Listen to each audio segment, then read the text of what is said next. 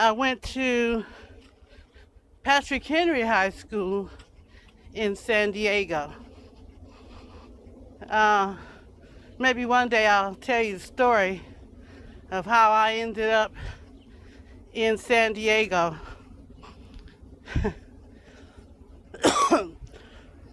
In fact, I think I can tell you guys right now.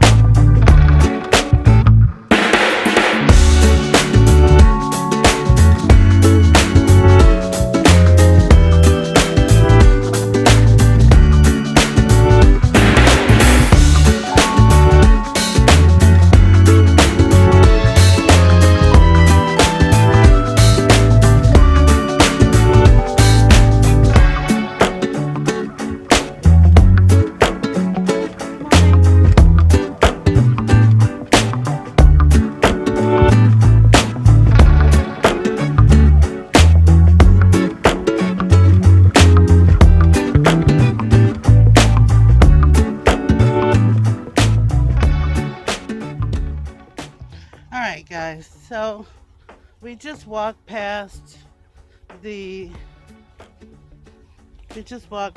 security guard, and I don't know where they're going, but I know where I'm going. I'm not sure why I keep beeping. My earbuds keep beeping. I don't know what that's all about. But anyway, it looks very nice out here.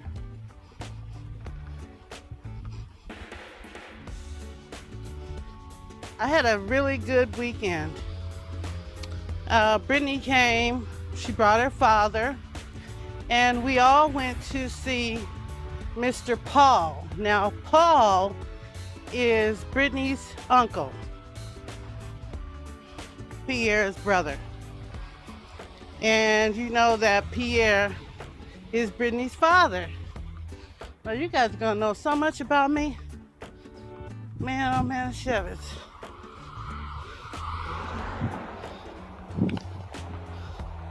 So it's pretty cool. I'm not tripping off of it. But I want to know some stuff about you guys too. I don't want to just be one-sided here. So let's see, I got my run keeper going. I got my earbuds on. I got my keys, got my phone, got my stick. I have everything else I need, I guess.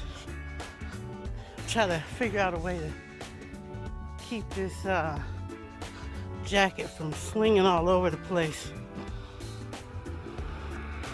Maybe this will work, maybe it won't. I don't know. We'll see.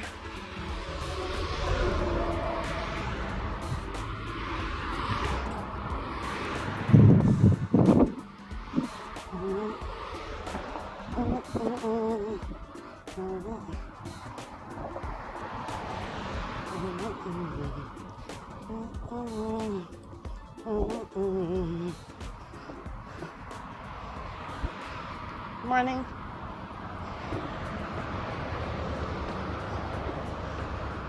Anyway, so we went to I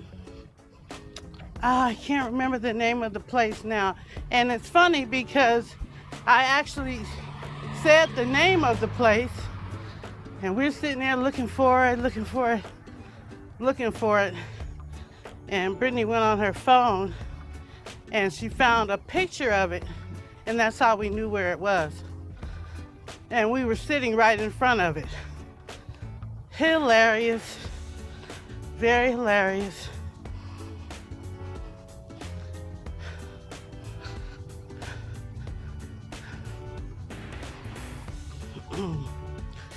Shout out to my good friend Terry.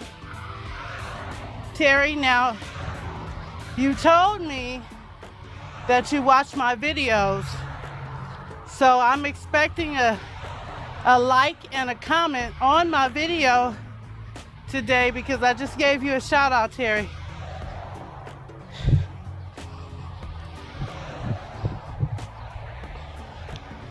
On the episode of Little House on the Prairie, Charles Ingalls, he had an uncle that owned a carriage company, and wow, that says Mexican American food truck, and I'm kind of hungry. You know, I've been hungry for the past couple of days, which is strange for me because I'm hardly ever hungry. But I got really sick Saturday night.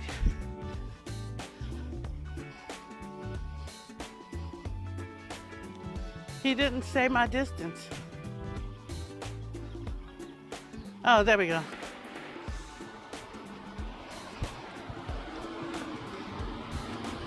BMW. So his uncle that owned the carriage company left him, well, he was his heir. So he left him a great deal of money.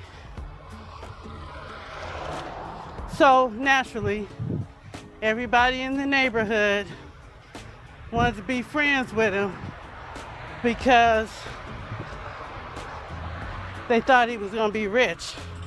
And the person who did it the most was Harriet Olson. She owns the Mercantile, the store, or the general store. And well, she found out they were going to come into some money, and she wanted to be all friends with him and everything. And you know, they took it. And that's what makes me mad about the Ingalls. They take all of that crap from her and they don't say nothing to her because they're kind people. They're farmers, but they're kind people. And I've only seen Charles Ingalls fight one time.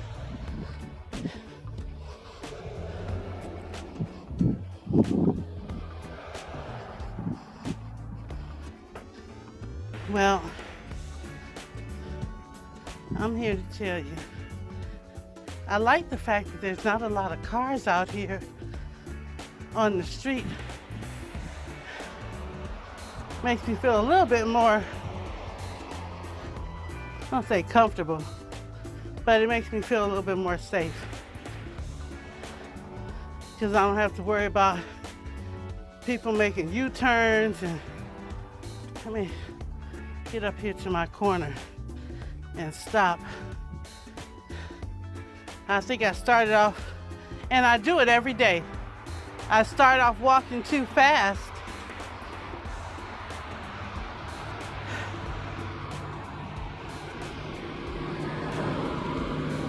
Is the bus coming? No, I don't see the bus coming. Oh, I see it down there. Yeah, so it looks like everybody's in school. Oh, they got tinted windows at school now. I remember when I was in junior high school, or yeah, junior high school. Was it high school? It was high school, sorry. I went to a couple of different ones.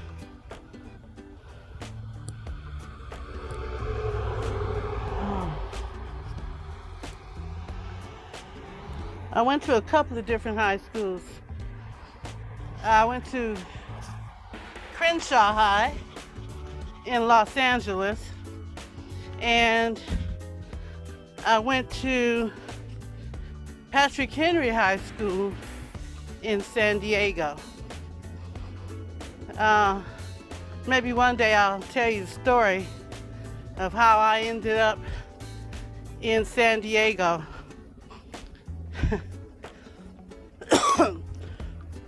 In fact, I think I can tell you guys right now. I guess you would rather hear about that more than you want to hear about Charles Ingalls and his family on the prairie. Well, here's what happened. When I was going to Crenshaw High School,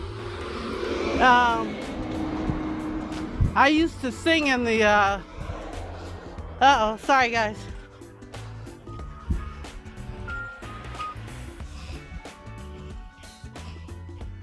Okay.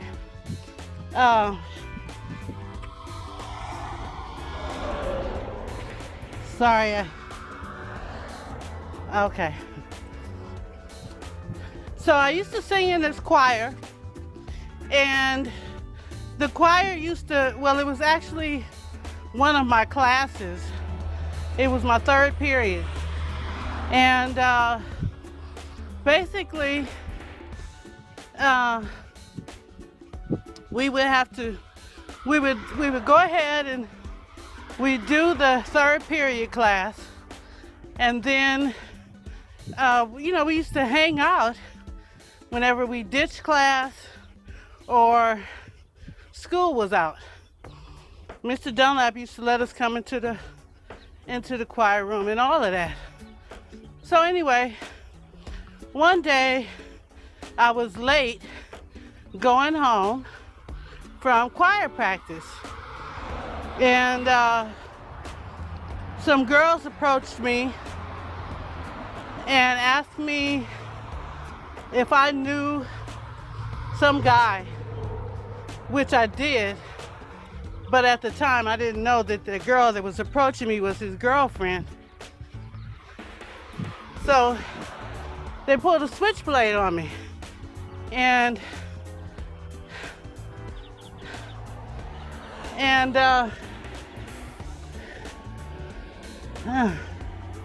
gonna stand here and wait.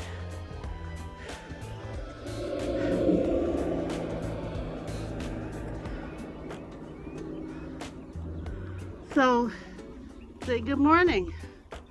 So they pulled the switchblade, and I didn't get attacked or anything like that. I ran away, which is what you do when there's 7 of them and 1 of you.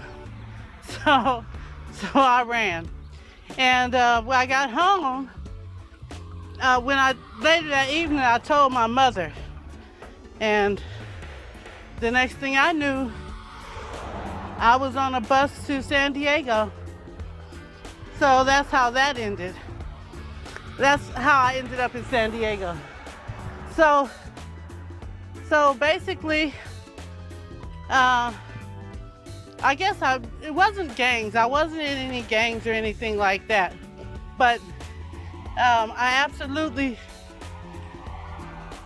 well, I didn't want to fight, and I wasn't even supposed to have a boyfriend. I was about 16 years old. I wasn't supposed to have a boyfriend. I was just a mess. So, needless to say, I ended up in San Diego, and in San Diego, I had a couple of people that I knew because I used to go to San Diego every summer to visit my grandmother. So we go to San Diego for 3 months and then come back home. I hated having to come back home. It was so much fun at my grandmother's house. Oh boy. Anyway, so yeah, I ended up at Patrick Henry High School, and that's where I graduated from, which was very exciting because, these were kids that may have never been to Los Angeles. And when I moved there and started school there, You know, they were like, oh, she from LA, she from LA. Like that's supposed to mean something. I didn't know what it meant. But anyway, that's how I ended up at Patrick Henry High School. Why are you still sitting there? You could have been made your turn. Oh.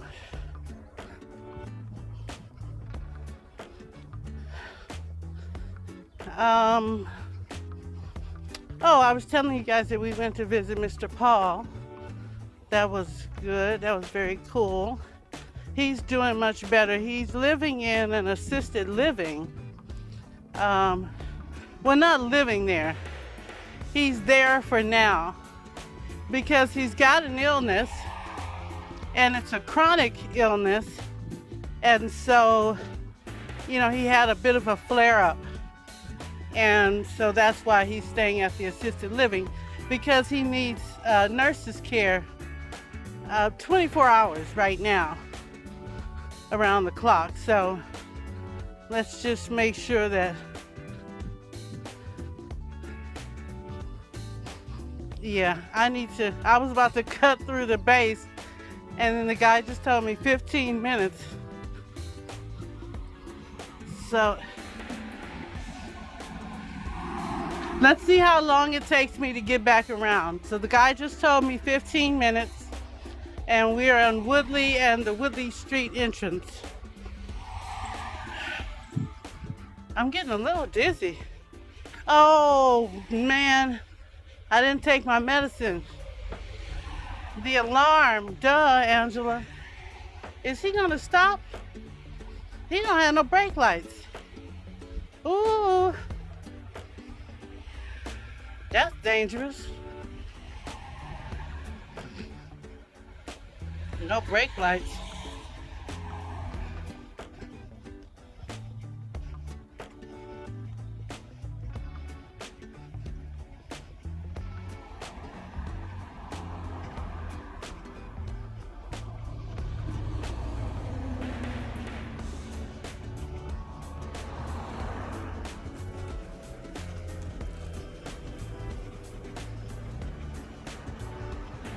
There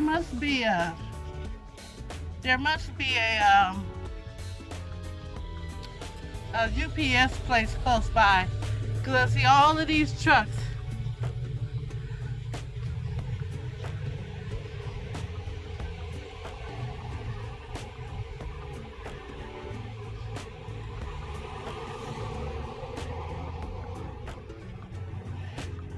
Okay, it's important that we don't stop. I have to remind myself, don't stop, because we're timing. We're trying to see how long it takes us to get back around.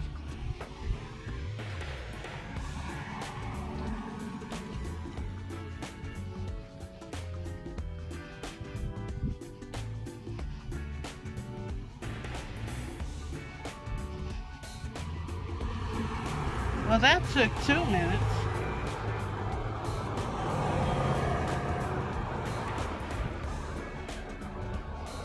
Thank you.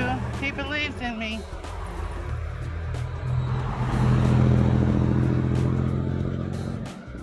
Oh, these people drive so crazy out here.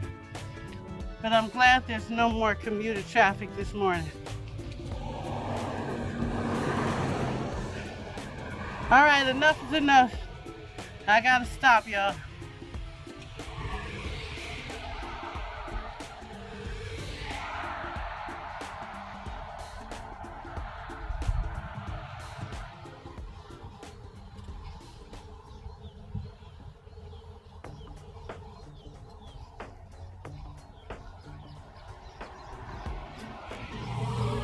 That would be a nice place to live too.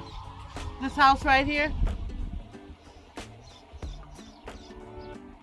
Definitely. I wish I had the courage to move into one of them. I would. I'm serious. I would clean it up, knock some of those boards off the windows. Well, not all of them, because you gotta have windows. In that room right there, The window's not broken. I can stay in there. That's just silly.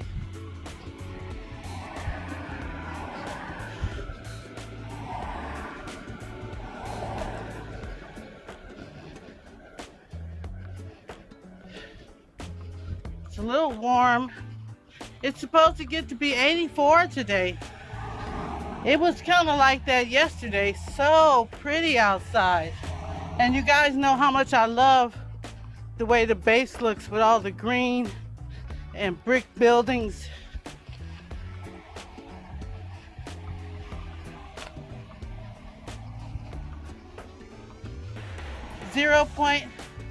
.96. We're about to do a mile.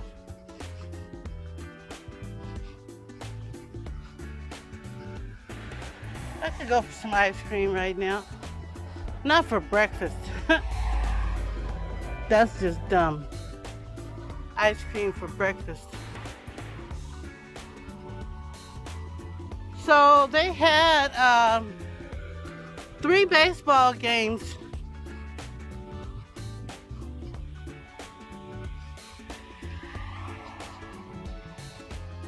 He came in fast. I go. Uh-oh, what's that man doing? Oh, he's stretching.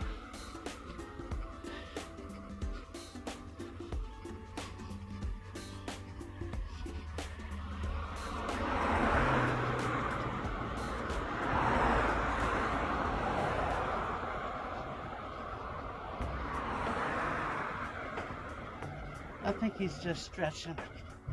I'm not sure. Yeah, he's stretching. That's what I need to do.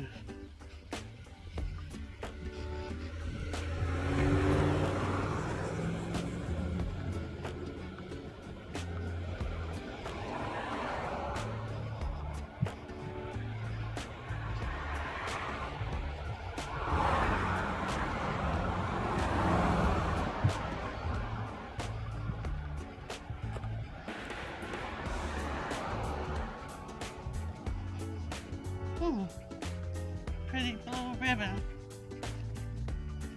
I'm sorry I'm not talking, guys. I picked up my speed a little bit, so it's a little hard to talk.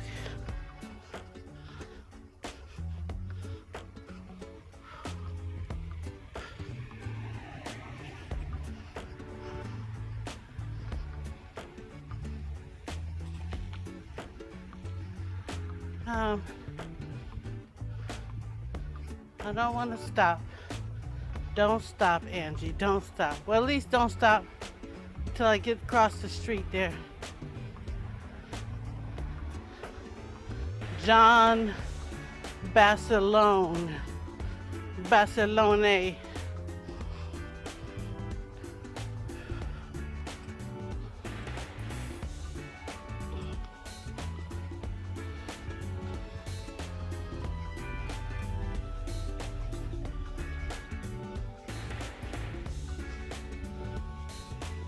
Let's stop here.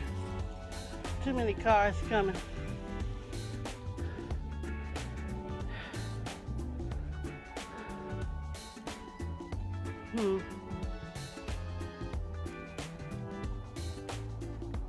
Oh, he went around now. Okay. Go ahead around then.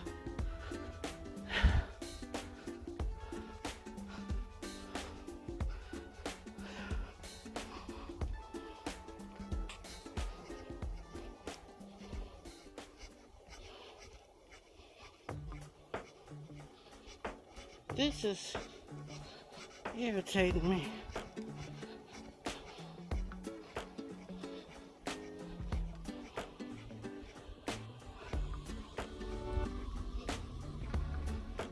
You know, it used to be when you drive down the street or you walk down the street and you saw a car that had tinted windows and, you know, those fancy wheels on the tires.